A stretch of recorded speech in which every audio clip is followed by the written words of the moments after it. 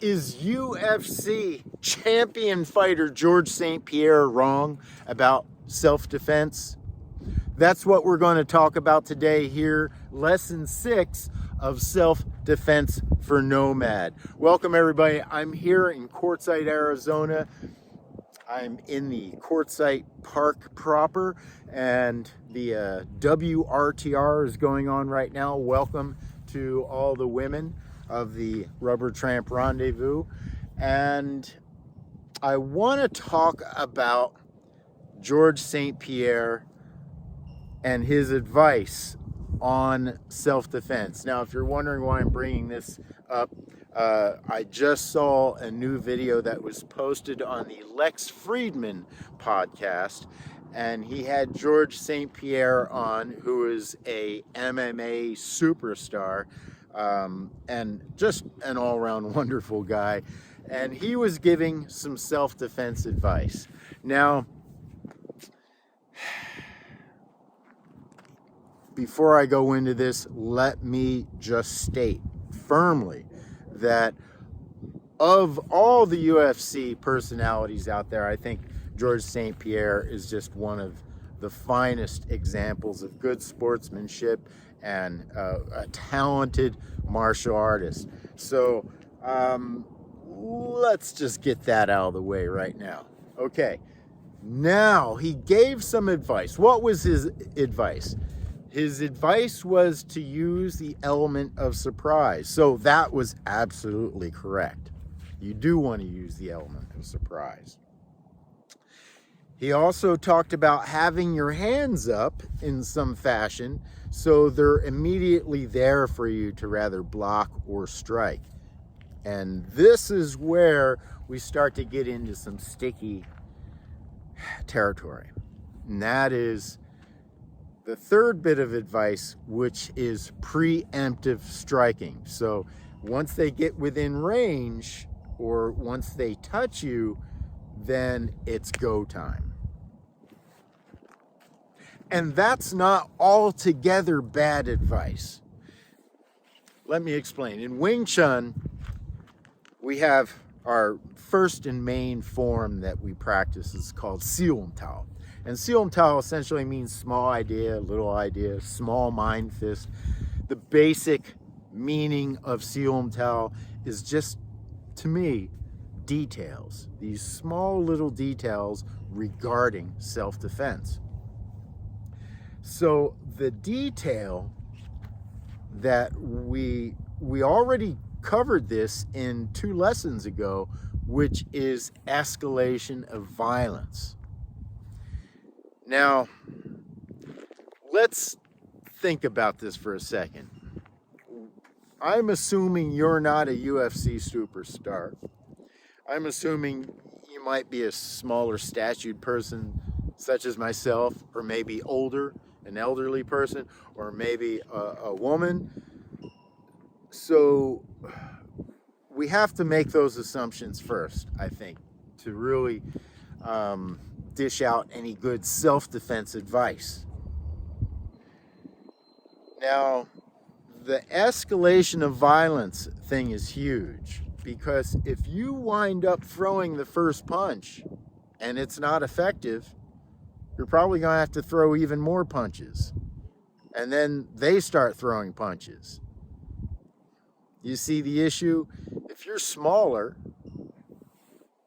weaker, maybe slower, then you throwing the first punch might not be the best idea. Now,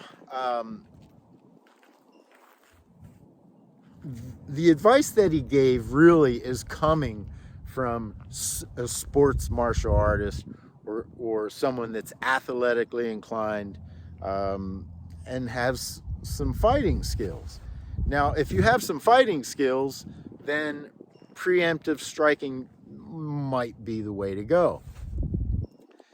However, I would lean more towards making sure, if you're being attacked, to one, take cover, so compress, make sure that you are moving and moving with the flow of the go, moving with the punches, right? Trying to get the least amount of damage from the attack as possible. And the thing that you want to count on here is that they're expending energy. So if they're expending a lot of energy as you're just compressing and conserving energy, then you're setting things up. You're setting yourself up for success here. Because once they exhaust their energies, now this is the best time to go on what we'll call the offensive. Again, Wing Chun has your opponent hitting themselves on us. So we're not hitting them, they're hitting themselves on us. So our job now is relatively simple.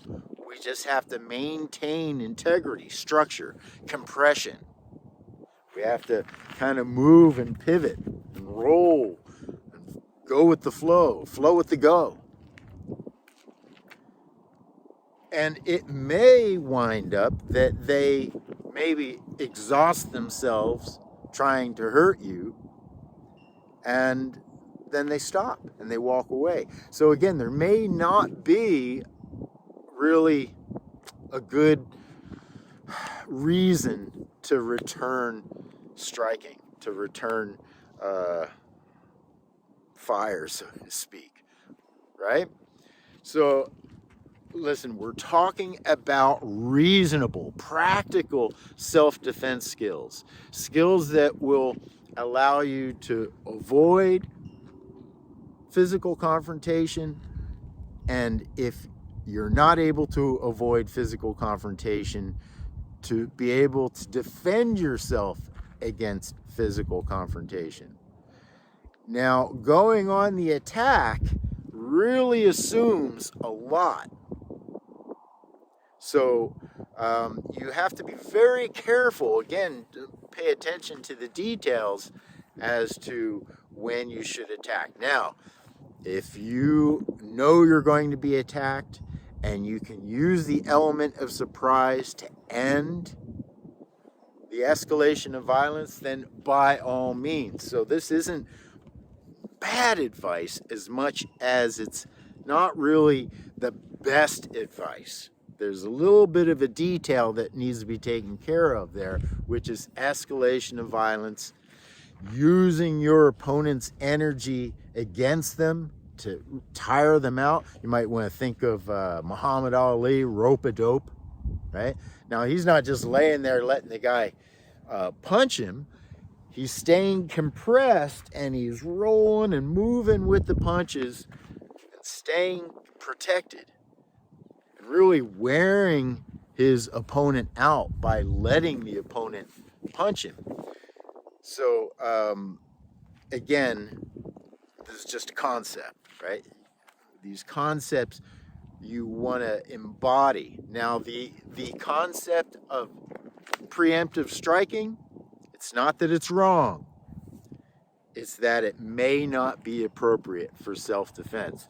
Now, George Saint Pierre, great fighter, and I doubt very much that he would really need to use self-defense skills in the same way that normal people would.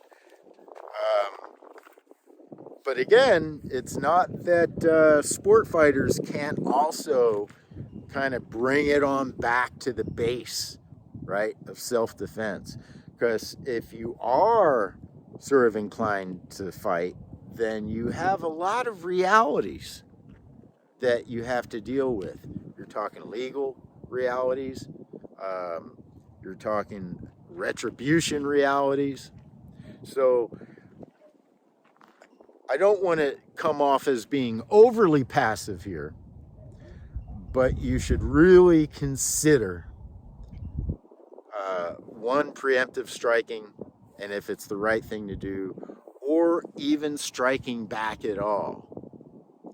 Now, the best time to strike back is if there's a window of opportunity and you feel that it will stop the violence, stop the escalation of violence. So maybe a shot in the groin or in the throat or in the eyes. But again, you have to really consider escalation of violence. Now, if you feel your life is a danger, then all bets are off. You have to do whatever you have to do. In that case, you might want to think more like an animal, right? This isn't sport fighting, so you can use all the dirty tricks that are available to you. Biting, gnashing, pulling, all that stuff. Okay, so I hope, like a fire extinguisher, you guys never have to use this. But it is good to just take a moment every day to consider self-defense. What do we need to do to be self-reliant and instill a good self-defense skill sets, let's say. Self-defense mindset. You don't have to walk around paranoid all day. Just stay attuned to your environment, situational awareness.